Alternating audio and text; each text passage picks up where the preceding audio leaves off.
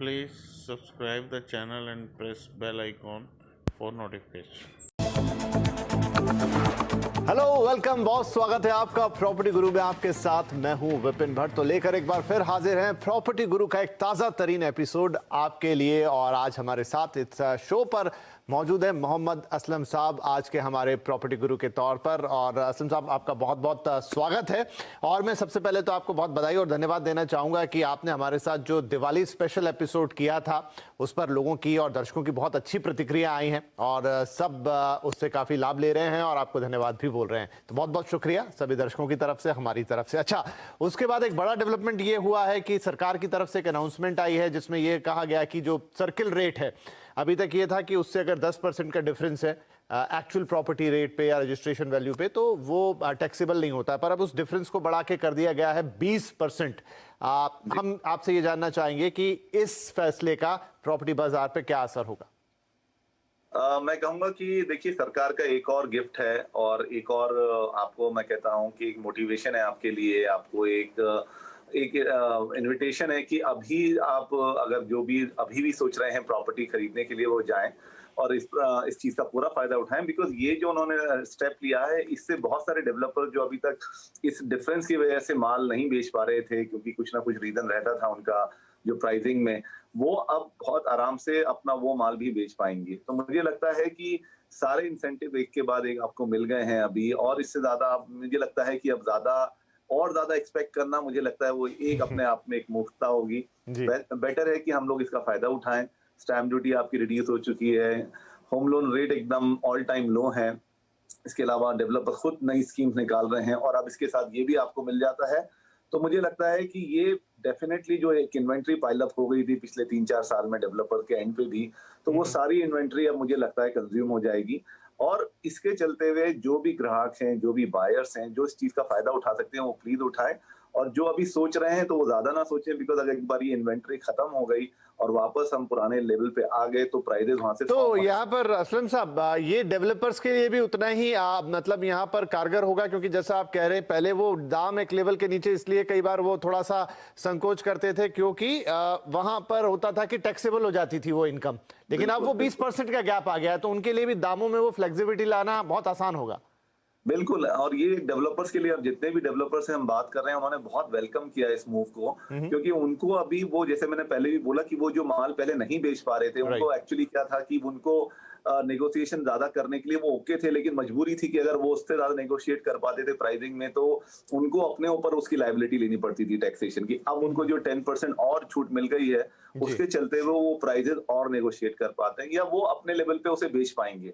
तो मुझे लगता है कि ये डेवलपर्स प्लस कंज्यूमर दोनों के लिए बहुत अच्छा मूव रहा है। राइट, बहुत बढ़िया। तो ये एक और बढ़िया चीज हुई है प्रॉपर्टी बाजार में और इसका स्वागत हो रहा है हर तरफ और आपके लिए घर खरीदने का मामला थोड़ा और आसान इससे बनता हुआ दिख रहा है। चलिए, तो अब हमारे दर्शक हमारे साथ लगातार जुड़ रहे हैं। रिंकू गुप्ता हमारे साथ है इस वक्त फोन लाइन पर, एनसीआर द्वारका से। रिंकू जी, बहुत स्वागत है आपका, क्या सवाल रहेगा? जी, मैंने जैसे कि आपको भेजा था कि मेरा बजट लगभग 1.5 करोड़ के आसपास है। Right. And I want two by a flat on Dwarka expressway. ठीक है जी। ठीक है, तो कौन सा प्रोजेक्ट जो है ना उधर अच्छा है इस बजट में? अच्छा, आपने हमें ये भी लिखा है कि आप शोभा सिटी ऑलरेडी देख चुके हैं और थोड़ा सा भाव आपको वहां ज्यादा लग रहा है। सिटी नहीं देखा है मैंने एक और देखा था 106 में, उस प्रोजेक्ट का मैं नाम भूल गई हूँ, मुझे याद नहीं आ रहा है अभी। अच्छा, जी, शोभा सिटी में मेरा इंटरेस्ट है। अच्छा, ठीक है, आपका शोभा सिटी में इंटरेस्ट है, लेकिन आपको लग रहा है थोड़ा महंगा है और द्वारका एक्सप्रेस वे बहुत। Please subscribe the channel and press bell icon for notification. बहुत लंबा चौड़ा है, खूब प्रॉपर्टीज है वहां पर। अब तो एक बार फिर मुझे लगता है कि वहां पर एक थोड़ी सी चीजें लौटने लग गई हैं, जो बीच में थोड़ा सा ठंडा पड़ गया था। असलम जी से इस पर सलाह लेंगे। असलम साहब, द्वारका एक्सप्रेस वे पे रिंकू जी घर देख रही है, 2 करोड़ तक का ठीक ठाक बढ़िया बजट वो रखती हैं। शोभा सिटी उनकी वन ऑफ द चॉइसेस है, लेकिन थोड़ी महंगी होने लगती है, लेकिन और अच्छे ऑप्शन वो जानना चाहती हैं। देखिए, मुझे लगता है रिंकू जी का जो बजट है वो शोभा सिटी के लिए भी आई थिंक परफेक्ट है, उसमें उनको वो मिल जाएगा। शोभा सिटी एक्चुअली अपने आप में काफी अच्छा प्रोजेक्ट है, नामी डेवलपर हैं। अराउंड 35-40 एकड़ में उन्होंने पूरा प्रोजेक्ट बनाया है। कनेक्टिविटी अगर उसकी समझें फ्रॉम चाहे आप साउथ दिल्ली के लिए ले लीजिए या फिर द्वारका के ले लीजिए, अराउंड 15-20 मिनट से, या आप टर्मिनल 3 भी अगर जाना चाहते हैं तो वहां पर भी आपको 15 से 20 मिनट या मैक्सिमम आधा घंटा लगता है ट्रैफिक लेके। तो मुझे लगता है कि शोभा सिटी डेफिनेटली एक अच्छा है, लेकिन ये पूरा जो एरिया है, आप ये शोभा सिटी आई थिंक 108 में है, सेक्टर 108 में है। अगर आप 102 से लेके 113 सेक्टर तक के बीच में भी काम अपने लिए प्रोजेक्ट ढूंढते हैं तो उसमें आपको सारे नामी प्रोजेक्ट्स मिल जाएंगे, जिसमें गोदरेज है, एटीएस है, अडानी है, शाहपुर पालन जी है, और सबका जो आपको रेंज दिखेगा वो अराउंड 1 करोड़ 25 लाख से लेकर 2 करोड़ के बीच में ही है। तो मुझे लगता है आपके पास बहुत अच्छी चॉइसेस हैं जो आप सारे प्रोजेक्ट में ले सकती हैं, और इसमें सारे ही जो नाम मैंने लिए हैं वो सारे ही नामी ग्रामी नाम हैं, अब उनका ट्रैक रिकॉर्ड है और उन्होंने अच्छा काम किया है इन द पास्ट। अगर फिर भी आप इन सब में से कुछ चूज करना चाहेंगी तो मुझे लगता है आप गोदरेज एयर या शोभा सिटी, इन दो में से मेरे प्रेफर्ड चॉइसेस होंगी। आप अपने आप एक बार ड्यू डिलिजेंस देख के कब है उनका पोजीशन, क्या आपको बेस्ट प्राइस मिल सकता है, जैसे अभी विपिन जी और हम बात कर रहे थे कि अभी जो मार्केट में अभी ये सारे आपको एडवांटेजेस हैं तो उसका पूरा फायदा लीजिए। थोड़ा सा और बाहर निकलिए मार्केट में, 2-3 और प्रोजेक्ट देखिए, डेवलपर को बताइए कि आप ये भी देख रहे हैं, तो शायद वो अपने प्राइसेस आपके लिए और सॉफ्ट करे, और आप एक सीरियस बायर है तो डेफिनेटली वो एक आपको अच्छी डील मिल सकती है अभी। राइट तो यहाँ पर आपके लिए 2-3 अच्छे ऑप्शंस हैं। शोभा है वन ऑफ द जो आपकी रीच में आ सकता है। गोदरेज का नाम ले रहे हैं असलम साहब, और मैंने कहा ना बहुत रिच एरिया है। एक समय थोड़ा रुक गया था मामला यहाँ पर, लेकिन काफी बढ़िया और अच्छे शानदार प्रोजेक्ट है और आपके बजट में आपको काफी अच्छा मिलेगा और एक बढ़िया वक्त है। डेवलपर भी बेचना चाह रहे हैं, आप अगर डील के लिए बैठेंगे तो आपको बढ़िया डील भी मिलेगी, बढ़िया घर भी मिलेगा रिंकू जी। चलिए तो ये सलाह हो गई रिंकू जी के लिए। और एक मेल हमारे पास है, वो है राकेश कुमार साहब का, और ये भी आया है एनसीआर से। नोएडा या गुरुग्राम में इन्हें प्लॉट लेना है और आप पूछते हैं कि 200 स्क्वायर यार्ड का एक रिहायशी प्लॉट आप देख रहे हैं, मेट्रो, हॉस्पिटल, मार्केट और सिक्योरिटी जैसी सुविधाएं मिल जाए ऐसी एक लोकेशन जाना चाहते हैं और प्राइम इलाके में प्लॉट के भाव की जानकारी आपको चाहिए। राइट तो ये सवाल आ गया है असलम साहब एक प्लॉट के ऊपर। नोएडा और गुरुग्राम में इन्हें प्लॉट लेना है और 200 स्क्वायर यार्ड तक का बजट इन्होंने नहीं दिया, देते तो और अच्छा रहता, लेकिन क्या ऑप्शन इन्हें दे सकते हैं? बिल्कुल सही बोला आपने, अगर बजट रहता तो शायद उनके लिए अच्छा रहता, कुछ ऑप्शन देने की बात हो सकती थी। लेकिन अगर वो चॉइस करना चाहें बिटवीन गुरुग्राम या इसमें नोएडा में, तो मेरा प्रेफर्ड चॉइस डेफिनेटली गुरुग्राम रहेगा। लेकिन डेफिनेटली उसमें देखना पड़ेगा कि वहाँ पे इस तरह से प्लॉटिंग डेवलपमेंट की अभी गुंजाइश है या नहीं, बिकॉज क्योंकि वहाँ पे मोस्टली फ्लैट्स वगैरह ही ज्यादातर ट्रेंड में है। तो आई थिंक उनको अगर नोएडा में देखने की जरूरत पड़ती है तो नोएडा में डेफिनेटली उनको मिल जाएंगे। और जैसे हमने बात की है कि जिस तरह से फ्लैट्स के रेट्स वगैरह अभी सॉफ्ट हैं और प्लस अच्छी स्कीम अवेलेबल है खरीदने के लिए, सिमिलर काइंड में जो भी ये प्लॉटेड डेवलपमेंट स्कीम्स है उसमें भी काफी अच्छी स्कीम है। तो मुझे लगता है कि उनको थोड़ा सा ड्यू डिलिजेंस करना चाहिए। और जैसे हम हमेशा से बात करते हैं कि अगर आपको प्लॉट एक गेटेड कम्युनिटी में मिल रहा है तो डेफिनेटली आपको जाना चाहिए। लेकिन हाँ, उसके चलते हुए आप डेवलपर का थोड़ा बैकग्राउंड चेक कर लीजिएगा कि कौन कर रहे हैं।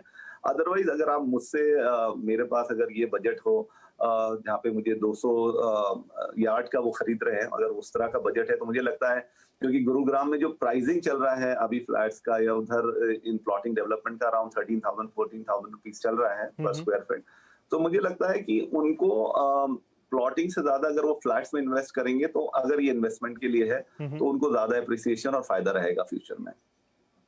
राइट तो राकेश साहब आप होते फोन लाइन पर तो ज्यादा आपसे थोड़ी सी हम बातचीत कर पाते और क्लैरिटी ले पाते, लेकिन एक बात तो तय कर दी कि अगर आप नोएडा और गुरुग्राम के बीच देख रहे हैं तो गुरुग्राम को चूज कीजिए। और साथ में ये भी सलाह दे रहे हैं असलम साहब कि अगर आप प्लॉटिंग की जरिए इस वक्त जो भाव चल रहा है, इस समय जो प्रॉपर्टीज आपको मिल रही हैं, आप अगर एक फ्लैट देखेंगे, अगर ये प्योरली इन्वेस्टमेंट के पर्पज से है तो आपको ज्यादा बेहतर रिटर्न मिलेंगे। हाँ, अगर आप प्लॉट ही देखना चाहते हैं तो फिर 12 से 13 हज़ार रुपए पर स्क्वायर यार्ड के भाव पे आपको जाएगा वो प्लॉट, और उतना बजट आप अगर रख रहे हैं तो ले सकते हैं। थोड़ा ड्यू डिलिजेंस करना होगा, जमीनें उपलब्ध वैसे भी कम हैं, और साथ में गुरुग्राम वगैरह हम यही कहेंगे कि आप थोड़ा देखभाल के लें, अच्छे से लें। प्रॉपर ड्यू डिलिजेंस में बहुत कुछ जाएगा, उसके पूरे पेपर्स वगैरह चेक होने चाहिए, उसमें लास्ट ओनरशिप किसके नाम पे थी, किसी और को तो नहीं बेचा गया, ये तमाम चीजें आपके लिए जान लेना बहुत जरूरी होगी। चाहें तो आप एक लीगल एडवाइजर को भी प्लॉट लेते वक्त जोड़ सकते हैं। और इसी के साथ वक्त हो गया एक छोटे से ब्रेक का। ब्रेक के बाद सवाल जवाब जारी रहेंगे।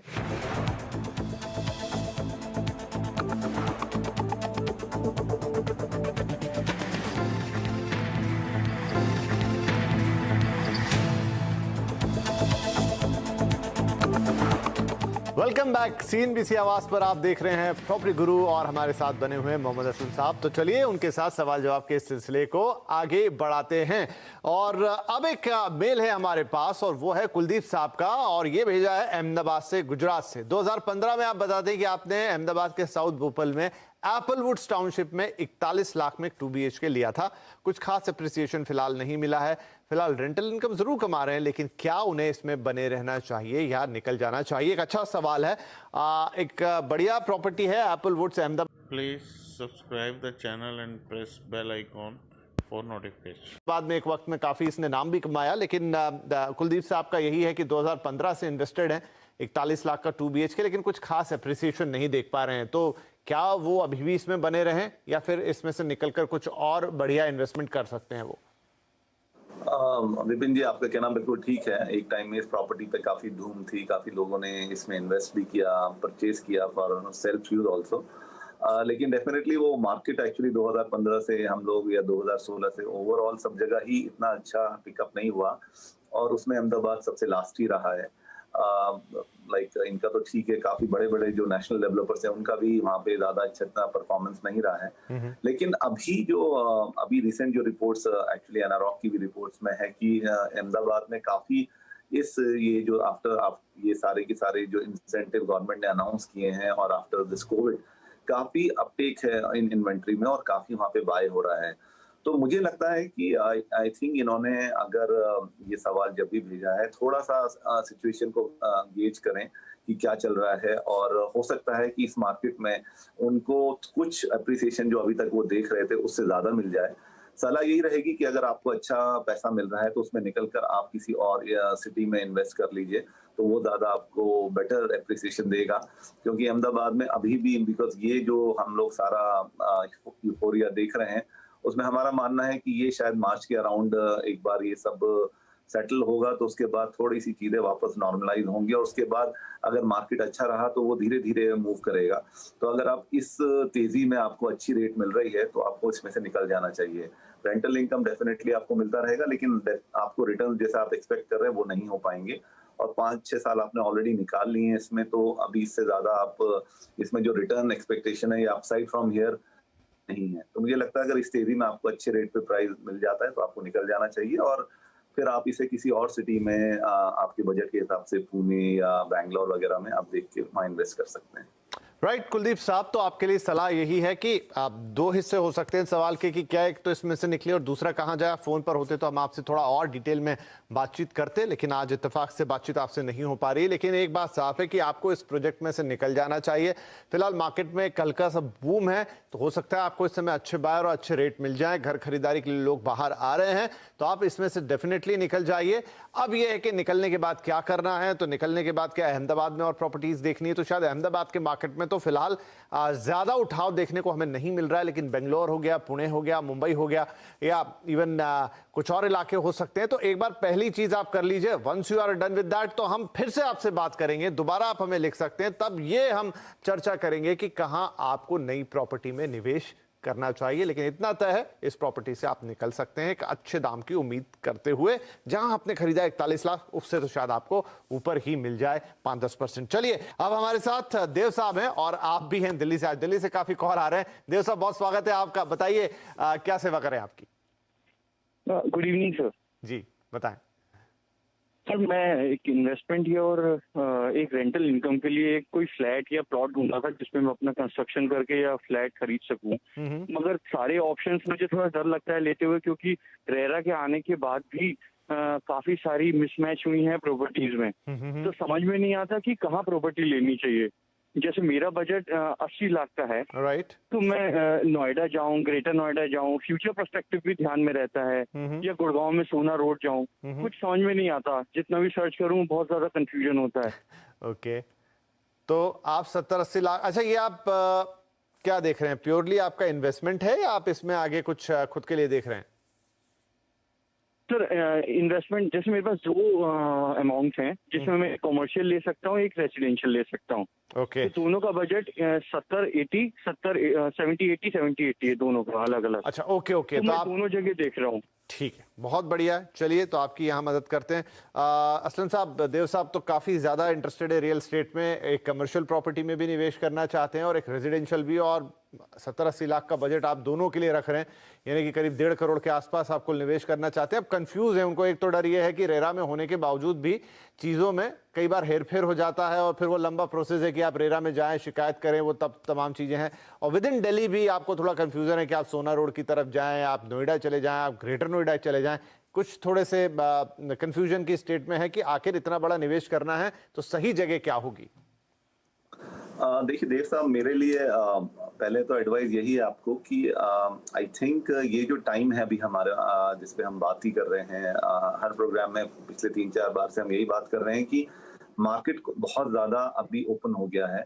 डेफिनेटली आपका डरना भी ठीक है, क्योंकि ऐसे मार्केट में भी कई बार ऐसी डील्स हो जाती हैं कि जहां पर आपको, जब कहते हैं ना कि अगर आप गेहूं के साथ घुन भी पिस जाता है, तो उस तरह से अच्छी डील्स तो हो रही हैं, साथ साथ जो थोड़ी सी डाइसी डील है उसमें भी लोग थोड़ा लालच में घुस जाते हैं कि चलिए अंडर कंस्ट्रक्शन है लेकिन मुझे बहुत अच्छे रेट पे मिल रहा है आज में, लेकिन आप श्योर नहीं है कि वो डेवलपर उस चीज को कंप्लीट करेगा या नहीं करेगा। तो उससे बचने का, जिस तरह से आप बहुत ही ज्यादा कॉशियस हैं, तो मुझे लगता है आप रिस्क अवर्स करते हैं हमेशा से, तो मुझे लगता है आपको ready to move in property में ही देखना चाहिए। और उसके लिए सबसे अच्छा तरीका ये होगा कि जो आपका बजट है 70-80 लाख, तो मुझे लगता है गुरुग्राम में तो शायद मुश्किल रहेगा, लेकिन हाँ, ग्रेटर नोएडा और नोएडा एक्सटेंशन वगैरह एरिया में अगर आप देखेंगे तो आपको दोनों चीजों के लिए आपको अपना मन मुताबिक प्रपोजिशन मिल सकता है, जिसमें आप रेसिडेंशियल फ्लैट भी ले सकते हैं और एक शॉप या ऑफिस में आप इन्वेस्ट कर सकते हैं। बेस्ट तरीका यही होगा कि आप, जैसे मैंने बोला, रेडी टू मूव इन जाइए। नोएडा एक्सटेंशन में काफी इन्वेंट्री अभी भी अवेलेबल है, और जो अभी रिसेंटली हमने देखा है कि एनसीआर ही पूरा एरिया है जहां पे जो इन्वेंट्री का ऑफटेक है बहुत फास्ट जा रहा है और रिकवरी बहुत फास्ट हो रही है। तो मुझे लगता है कि थोड़ा सा आपको मेहनत करना पड़ेगा। आप नोएडा एक्सटेंशन में थोड़ा घूमिए। फिर अगेन एडवाइस ये होगी कि थोड़ा जो रेप्यूटेड डेवलपर है या जो ट्रैक रिकॉर्ड जिनका अच्छा है, उन्हीं के साथ काम कीजिए। अगर रेडी प्रॉपर्टी है तो डेफिनेटली आप उस ऑक्यूपेशन सर्टिफिकेट या उनका कंप्लीशन सर्टिफिकेट चेक कर लीजिए कि वो एज पर प्रॉपरली सारे गाइडलाइंस के साथ है और आप कोई उसमें इफ्स एंड बट्स नहीं है। और हो सके तो सेमी डेवलपर के साथ आप रेसिडेंशियल और कमर्शियल दोनों क्लोज कर सकते हैं। तो मुझे लगता है कि आपका जो बजट है और जो आपका इंटेंशन है वो बहुत अच्छा है फॉर करंट मार्केट, और आपके लिए काफी ऑप्शन भी अवेलेबल है। इट्स जस्ट दैट आपको थोड़ा सा कॉशियस रहे कि जो आप ऑलरेडी हैं, बट थोड़ा सा आप अगर घूमेंगे तो आपको मिल जाएगा आपके हिसाब से। पर मुझे लगता है नोएडा और नोएडा एक्सटेंशन में अगर आप थोड़ा सा ध्यान देंगे तो ये फ्यूचर में काफी आपको अच्छे रिटर्न दे सकता है। राइट, तो देव साहब आपके लिए नोएडा और नोएडा एक्सटेंशन, गुरुग्राम अच्छी जगह, सोना रोड वगैरह सब बेटर, लेकिन अगर हम बजट को भी देख के चलें, आपको दोनों तरह की प्रॉपर्टीज रहनी है तो नोएडा और ग्रेटर नोएडा। और जो एक इंपॉर्टेंट सलाह इसके ऊपर असलम साहब दे रहे हैं कि ऐसे में, क्योंकि आपको आशंका है कि आगे क्या होगा, निवेश कहीं फंस तो नहीं जाएगा, तो बेटर है कि ready to move in property में ही आप आगे बढ़ें। और एनसीआर के अंदर ready to move in properties की कोई कमी ही नहीं है। नोएडा, ग्रेटर नोएडा में तो आप थोड़ा तलाश करेंगे तो आपको ढेर सारी प्रॉपर्टीज ऐसी मिल जाएंगी जहां पर डेवलपर आगे होके या तो पुराने इन्वेस्टर्स के लिए या खुद नए जो उनकी इन्वेंट्री है उसको बेचने के लिए तैयार खड़े हैं, बहुत अच्छी डील्स दे रहे हैं, अपनी वेबसाइट्स पर उसका एडवर्टाइजमेंट कर रहे हैं। तो आपको इस वक्त आपके बजट में कमर्शियल प्रॉपर्टी और रेजिडेंशियल दोनों की अच्छी डील मिलेगी। भविष्य में, जैसा असलम जी कह रहे हैं, बढ़िया रिटर्न मिलने की भी पूरी उम्मीद है, और बेहतर होगा कि आप एक ही डेवलपर के साथ दोनों तरह की डील क्लोज करेंगे तो आपको और ज्यादा फायदा होगा। तो ऑल द बेस्ट देव साहब। और इसी के साथ वक्त हो गया एक छोटे से ब्रेक का। ब्रेक के बाद सवाल जवाब जारी रहेगा।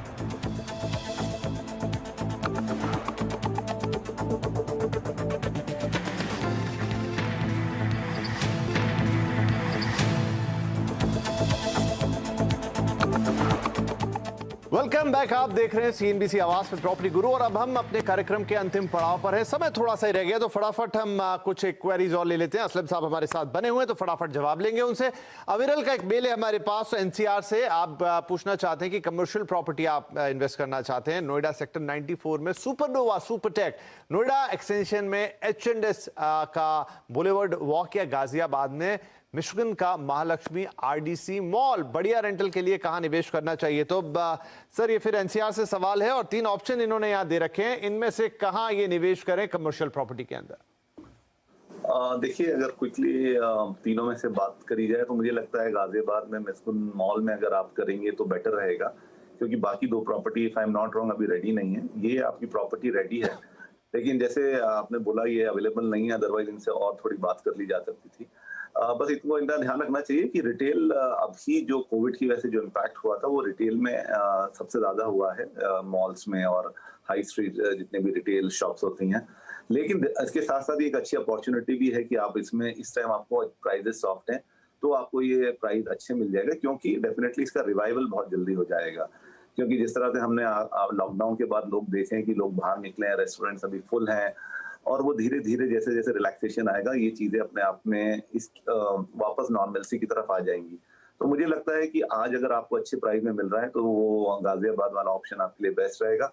प्राइजेस सॉफ्ट हैं, आपको अच्छे रेट पे मिल जाएगा, फिर उसके बाद जो प्राइस बढ़ेंगे उसके हिसाब से आपका रिटर्न बहुत अच्छा होगा। तो बस इतना यही है कि आप उसे लेने के बाद आपका कैपिटल एप्रिसिएशन अच्छा होगा, लेकिन आपको रेंटल्स नॉर्मलसी पे आने में थोड़ा टाइम लगेगा। तो आपको ये दोनों चीजें आपस में कंपेयर करके डिसीजन लेना चाहिए। राइट, तो मिक्सन मॉल गाजियाबाद ये हो गया तय इन तीनों ऑप्शंस में से। बाकी की कंडीशन यहाँ असलम साहब ने आपको बता दी। तो 3 विकल्प में से एक आपको जो चुनना था उसमें अब एक क्लियरिटी है, गाजियाबाद में मिक्सन मॉल।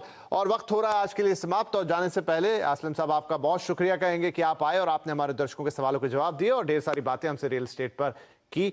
तो बहुत शुक्रिया हमारी तरफ से, दर्शकों की तरफ से। और दर्शकों से हमेशा की तरह यही निवेदन कि आप हमें pg@moneycontrol.com पर अपनी क्वेरीज भेजते रहें, अपने सवाल भेजते रहें, थोड़े डिटेल डालें, लेकिन अपना फोन नंबर जरूर लिखें ताकि बाकी के डिटेल्स हम आपसे ले लें और थोड़ा वक्त निकालें। आज कई सारे कॉलर्स हमें मिल नहीं पाए, लेकिन मेल हम आपके ले लेते हैं। लेकिन अगर आप रूबरू होंगे तो हम आपकी जो क्वेरी है, जो सवाल है, जो शंकाएं हैं, उन्हें ज्यादा बेहतर तरीके से समझ पाएंगे, उन पर सुझाव दे पाएंगे। तो इस हफ्ते के लिए इतना ही। अगले हफ्ते आपसे फिर मुलाकात होगी। तब तक के लिए नमस्कार, स्टे सेफ।